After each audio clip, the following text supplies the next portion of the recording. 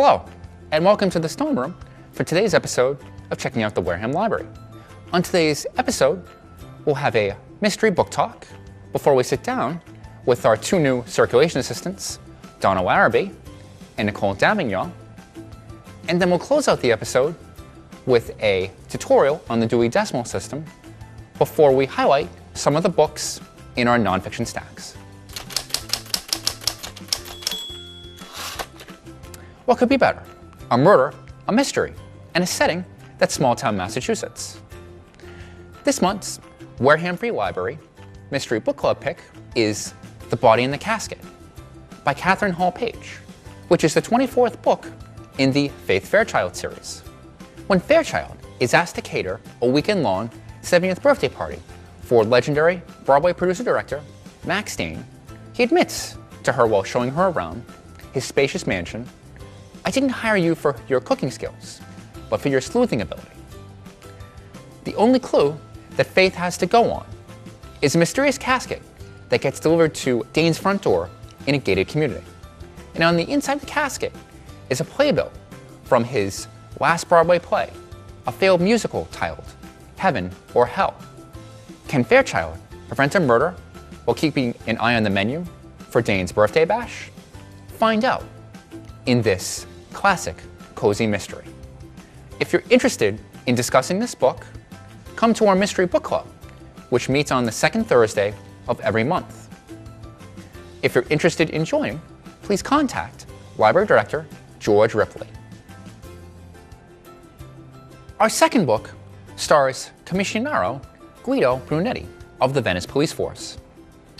In the first of his series of 28 books, Death alla Fenice, Brunetti helps investigate the murder of a world-renowned conductor who was poisoned during the intermission of one of his performances. As the investigation unfolds, a chilling picture takes shape with a detailed plot of revenge.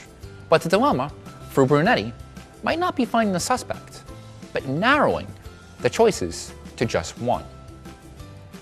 The final selection underscores Chief Inspector Armand Gamache of the Surete du Québec Provincial Police Force of Quebec. In the first book in the series, Gamache is charged with investigating the murder of an archery teacher who's found dead in the woods with an arrow right through her heart. While the locals think it was a tragic accident, Gamache thinks the victim died at the hands of a sinister killer rather than a careless bow hunter. Read this award-winning novel that is among 14 different mysteries in the series featuring Armand Gamache. And now for my rapid-fire suggestions. If you're looking for a classic mystery author, try reading Agatha Christie. Two of her best novels are The Murder of Roger Ackroyd and The Mysterious Affair at Styles, two early novels starring the famous Belgian detective Hercule Poirot. If you're looking for a good series that includes some historical fiction, try reading about Maisie Dobbs, a former World War I nurse who starts a detective agency just after the Great War.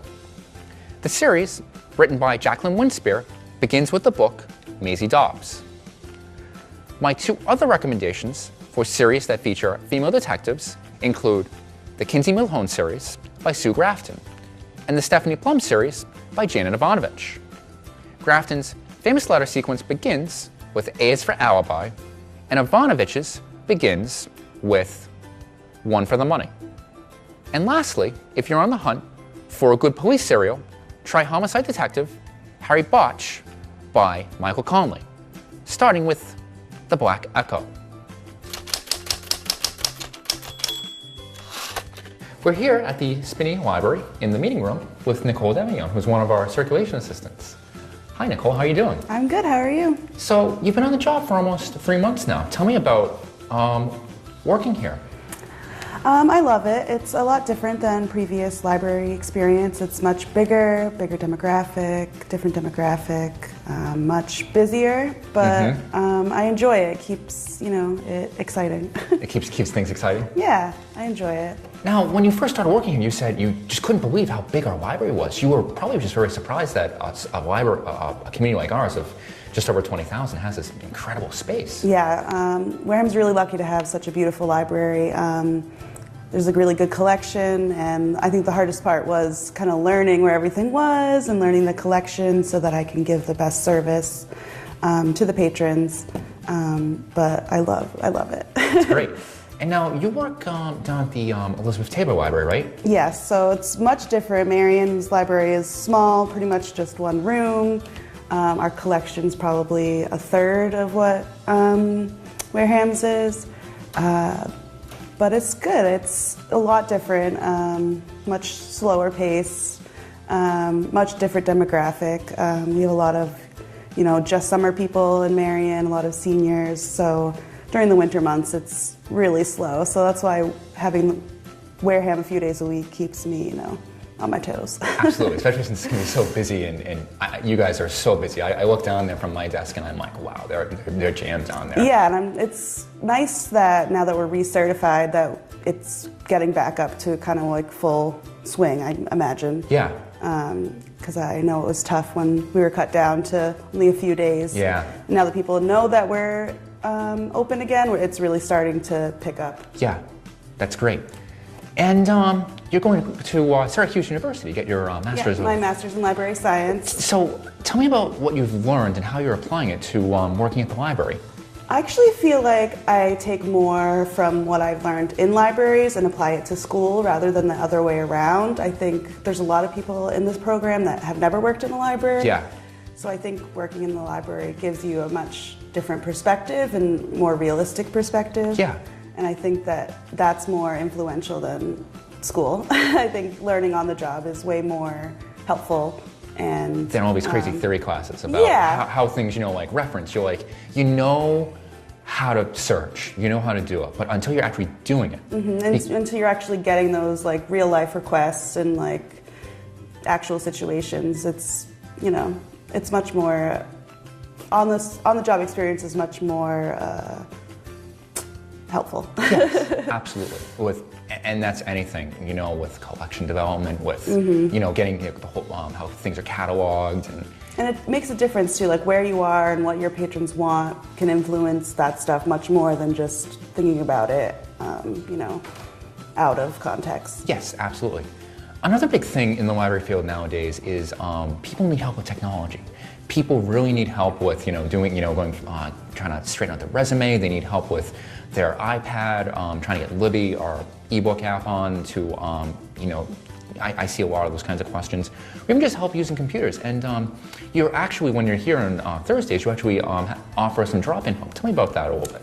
Yeah, so it's pretty much open. So any sort of technology or help you need with using a computer or a device or even just, doing research, people are welcome to come by, drop in, and work one-on-one with me to, get to the bottom of their problem or figure it out.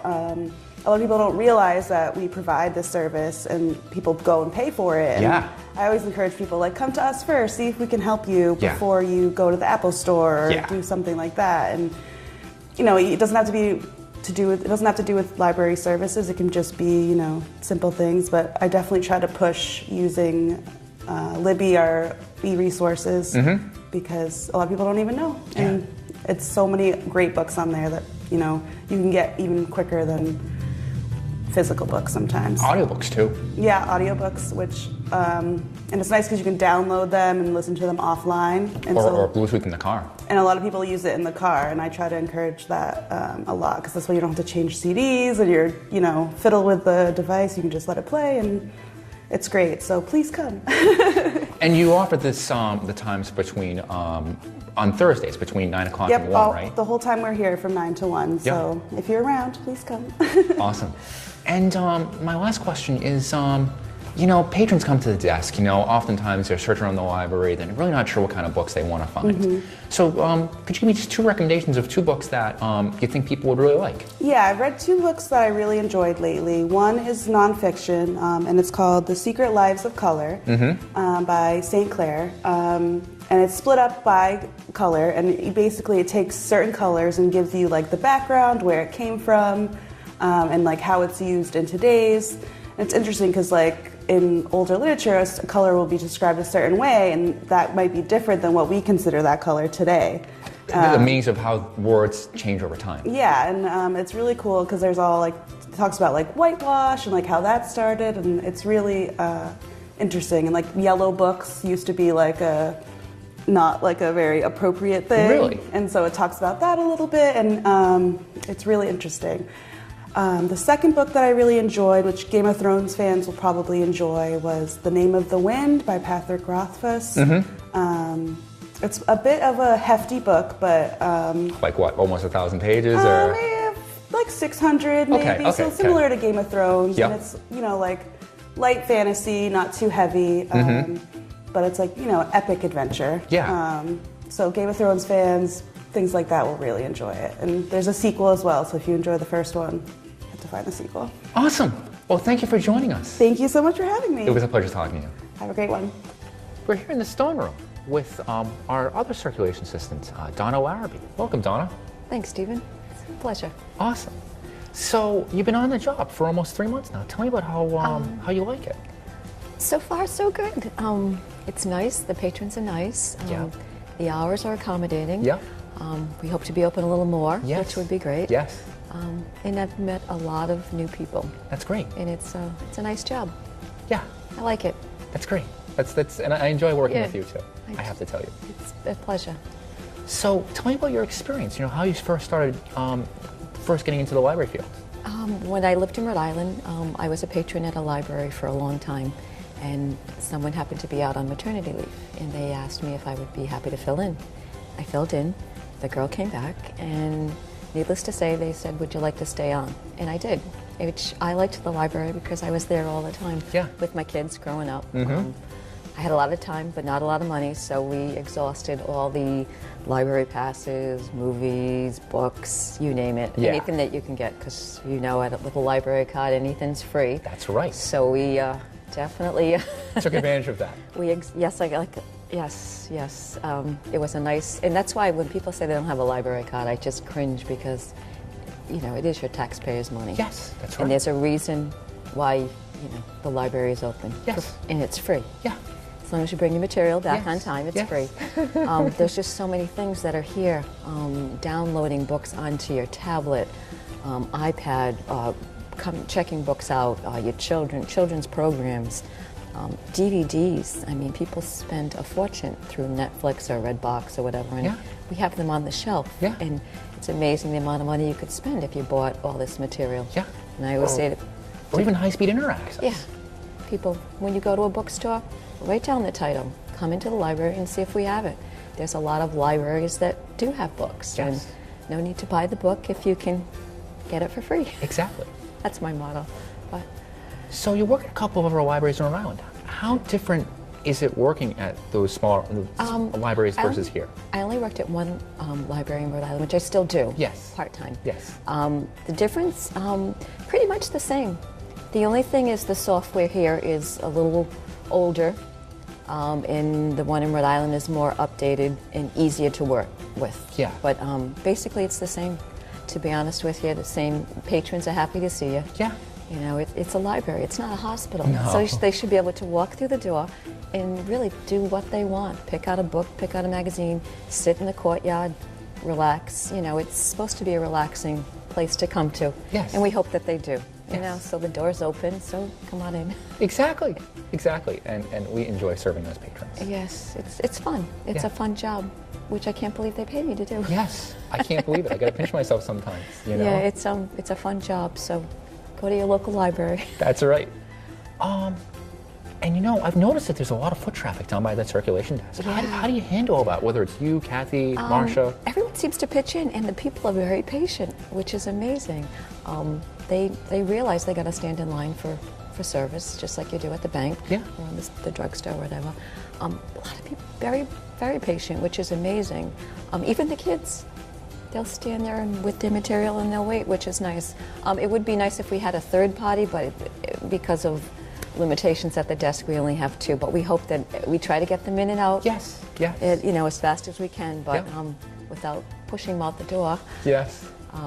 But yeah, we try our best. It's nice. It's nice to see the activity. A lot of kids. Nice to see teens Yeah. just checking out books Yeah. and middle schoolers. checking out books. That's a nice, and the expression on the little kids when they get their library card. Love it, love it. And they can pick out anything in the library for free. And so that's fun. I love that. That's fun. I love that. And you've noticed traffic pick up a little bit since you started. Which is good, yeah, thank God. It was very, very slow starting, Yeah. but now people are aware of our hours, Yeah. which is wonderful. Yeah. The weather's getting nice, Oh, so it's yeah. lighter at night, so you're getting a lot more people in at night, which is nice. They walk into the library. Yeah, that's right. So they're coming through the door. But yeah, it's so very deceiving, this library. From the Yeah. outside, it doesn't look very big, but inside there's so much material here. For a community of just over 20,000. Like, Very big. It's big. It's big. deceiving. So I would say to anybody, just step in, take a peek. Yeah. If you need help, we're here for service. If we Yeah. can't help you, we will send you to Stephen.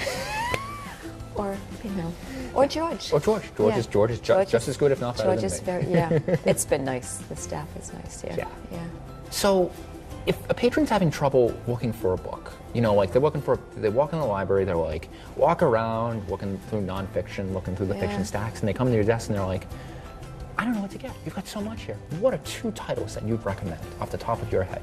Normally I would go to my go-to authors, which is, the Mike Conley, Yeah. David Baldacci, but I have read 2 books that patrons have recommended to me, which is totally unrelated to the books that I read. Yeah. The first one was by Delia Owens, Where the Crawdads Sing. You told me about this book. So what's about this book?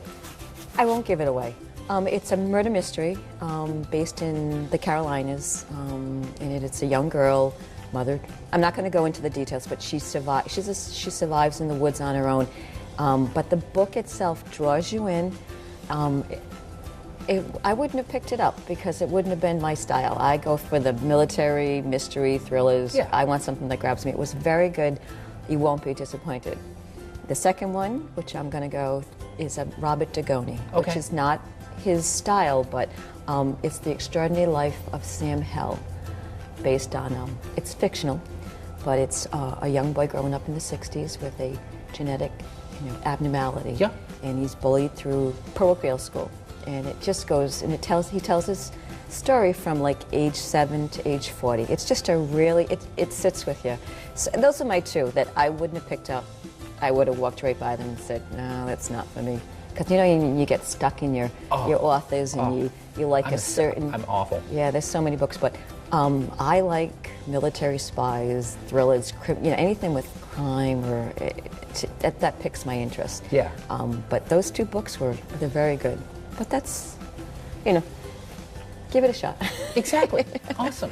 Well, thank you so much for joining me, taking the time out You're of welcome, your Stephen. schedule to... Thank you. No problem. Thanks, All Donna. right, you're welcome. If you're looking for a book in the nonfiction section of our public library, you've probably come across the way we organize books using the Dewey Decimal System.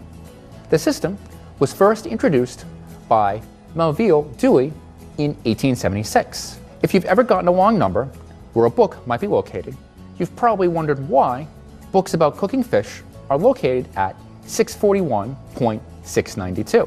The Dewey Decimal System is organized into 10 main classes. Generalities in the 000 section, 100s cover philosophy and psychology, 200s cover religion, 300s cover social sciences, 400 talks about languages, 500 has natural sciences and books about mathematics, the 600s have books about technology and applied sciences, 700 covers the arts, 800 takes care of literature and rhetoric, and we end with 900s, which deal with geography and history. Within those 10 classes includes 100 different divisions. For instance, 600 is used for general works about technology. 610 has books on medicine. 620 includes volumes about engineering, and 630 has books related to agriculture. The 100 divisions are also further broken down into 1,000 sections to help classify books even further. Now that we understand a little bit about how the Dewey Decimal System is organized, let's learn about its notation and how we use call numbers. Hierarchy in the Dewey Decimal System is expressed through structure and notation. Structural hierarchy means that all topics, aside from the 10 primary classes, are part of broader topics above them. Notational hierarchy is expressed by the length of the notation. An example of this is as follows. Books in the 600s include works of technology. If we move ahead to 630, that features books about agriculture and its related technologies. 636 has books about animal husbandry. 636.7 includes nonfiction books about dogs. And then if we move one decimal place over to 636.8, that has books about cats. Here are a few tips about how you can use the Dewey Decimal System when you're looking for books in the stacks. When you're trying to find a book, keep in mind that you're looking at a decimal number. So the number 910.05 is before 910.10. Additionally, catalogers in public libraries try to make things easier for us, so they'll often include the author and the year of publication in the call number. Let's head to the nonfiction stacks, where I'll highlight different areas of books that you might be interested in checking out. Welcome to the beginning of the nonfiction stacks. The first series of books I'd like to highlight are the 005 section, for patrons who might need help with computers or any kind of technology. A little bit further behind me are the self-help books, which fall between numbers 150 and 155. If you're looking for a Bible or information about looking something up in the Bible, you can look down the end of the row to number 220, which is where those books are located. If we stay in the religious section, books above 280 cover the Greek Orthodox religion and other Christian denominations. 294.3 covers books on Buddhism. 296 features books on Judaism. And 297 is where you find resources about Islam. The 300s have a lot of books that you really can't discount. If you're ever curious about how the United States government works or its early beginnings, check out the 320 area. If you jump up to 331, you'll find books that project employment outlook in various industries and also give advice if you're looking for a particular career path. If you slide up one number to 332, you'll find books about personal finance. The 340 section has books related to law, and you'll find especially helpful our NOLO series, which deals with topics ranging from creating a will to bankruptcy and everything in between.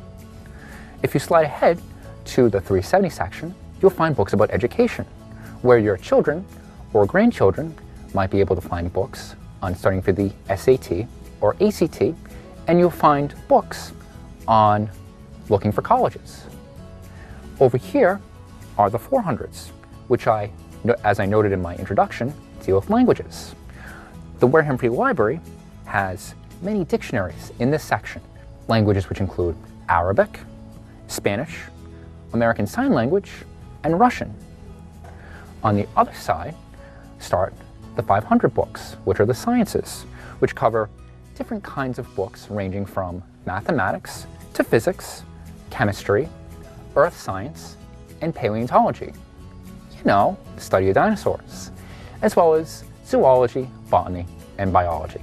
When you get to the 600s, you could literally spend all day looking at the books in this one area.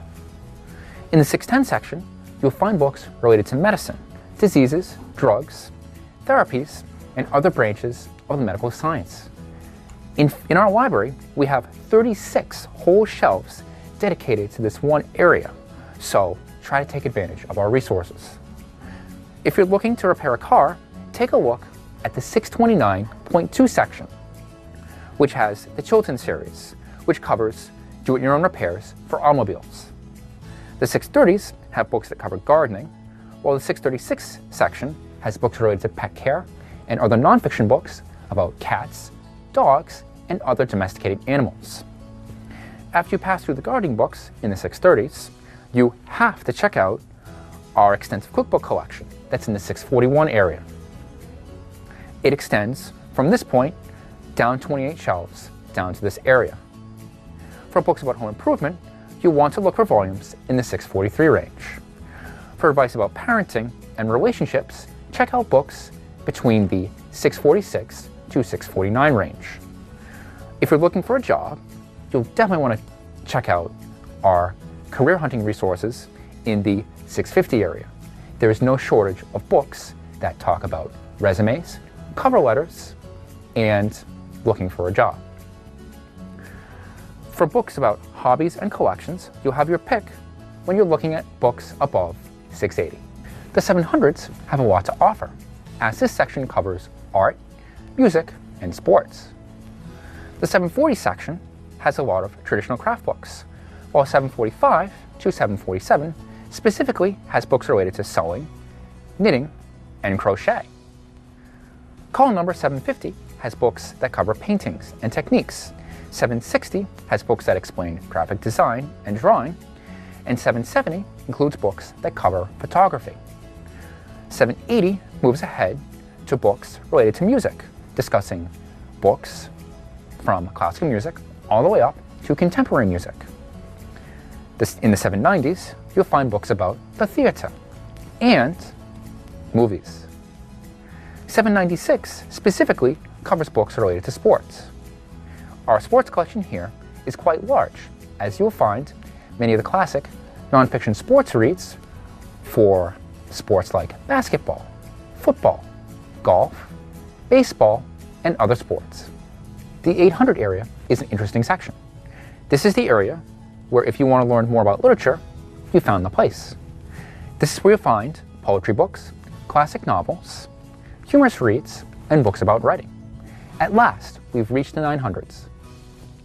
I know most of us are using GPS nowadays, but if you ever get that itch to use an atlas, you will find some atlases in the atlas case right by my desk in the reference section, or you can check out an atlas in the 910 section.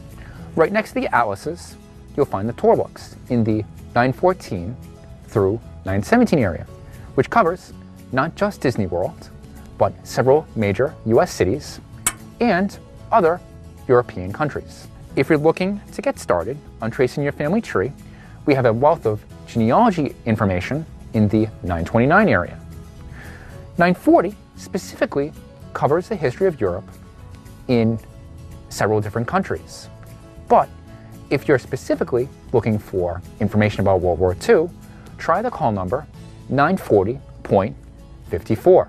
In this area, you really want to check it out because we have a really extensive World War II section. If you want to find information about the history of the United States, look no further than the 973 area. If you want books on local history, try the 974.4 area. In this area, you'll find books about various cities and towns in the area, including Cape Cod, the Old Colony area, and several other communities within southeastern Massachusetts. I hope that I've been able to explain how the Dewey Decimal System works, while highlighting some of the books that are in our collection. If there's a book that you just can't seem to find in the stacks, ask a librarian, and it might be located on the shelf of another library within the sales network. Thank you for joining us on checking out the Wareham Library. I hope you come down to the library to take advantage of our services and say hello to the friendly faces that you see every day.